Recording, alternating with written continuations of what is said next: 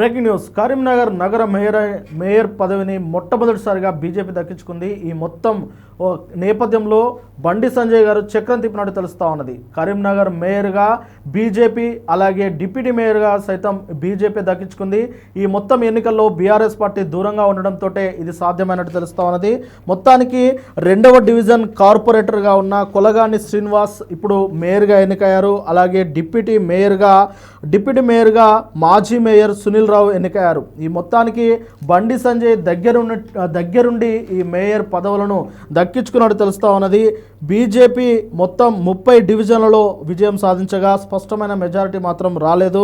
అలాగే కాంగ్రెస్ పార్టీ 14 సీట్లు, బీఆర్ఎస్ 9 సీట్లు, ఎంఐఎం 3 సీట్లు, అలాగే ఏఐఎఫ్బి 2 సీట్లు, ఇక్కడ ఇండిపెండెంట్ అభ్యర్థులు 8 సీట్లు సాధించారు. ఈ నేపథ్యంలో బీజేపీకి మరొక 4 సీట్లు అవసరమైంది.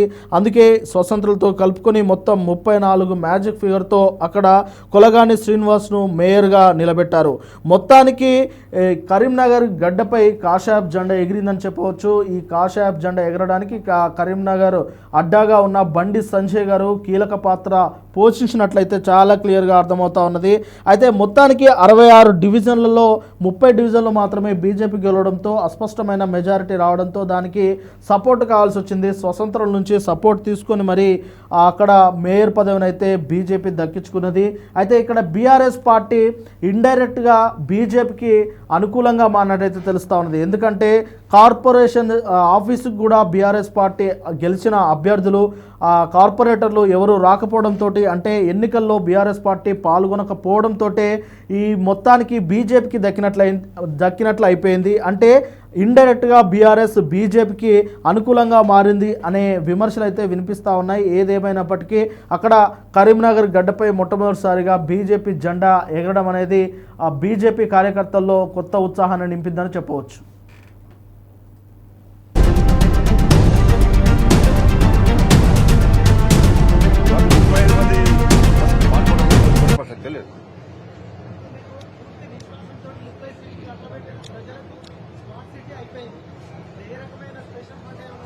తీసుకొస్తాం పక్కా. మేము అది నమ్మే ప్రజలు మాకు ఓటేశారు, స్మార్ట్ సిటీ తీసుకొచ్చారు. ఇంకా మిగిలిన పనులు కూడా పూర్తి చేస్తాం. నమ్మే ఓటేసినట్టు ఆ స్థాయిలో పనిచేస్తాం, చేస్తాం. ఇప్పుడు గెలుస్తాం. ఇప్పుడే నరేంద్ర మోడీ గారిని కలుస్తాం, కలిసి వాళ్ళ ఆశీర్వాదం తీసుకుంటాం. కరీంనగర్ నగర అభివృద్ధికి వారు రిక్వెస్ట్ చేస్తాం, నిధులు తీసుకొస్తాం. ఇవ్వకుండా మెడల్ వాస్తాం. రిక్వెస్ట్ లేదు, డిమాండే. మొదటిదాకా రిక్వెస్ట్ ఉండే, వాళ్ళ కుట్ర చూసినాక వీళ్ళకి అభివృద్ధి ముఖ్యం కాదు, వీళ్ళకి అధికారం ముఖ్యమని చెప్పి డిమాండే. లేకపోతే మాకు 35 మంది మా సైనికులు ఉన్నారు. గల్లీలో చెప్తాం, ఇగో కేంద్ర ప్రభుత్వము కరీంనగర్ అభివృద్ధి కోసం ఈ నిధులు ఇచ్చింది, రాష్ట్ర ప్రభుత్వం వాటా ఇస్తలేదు, పక్కా చెప్తాం. మేము చేసే చెప్తాం, రాష్ట్ర ప్రభుత్వం చేదు కూడా చెప్తాం. మేము ధన్యవాదాలు.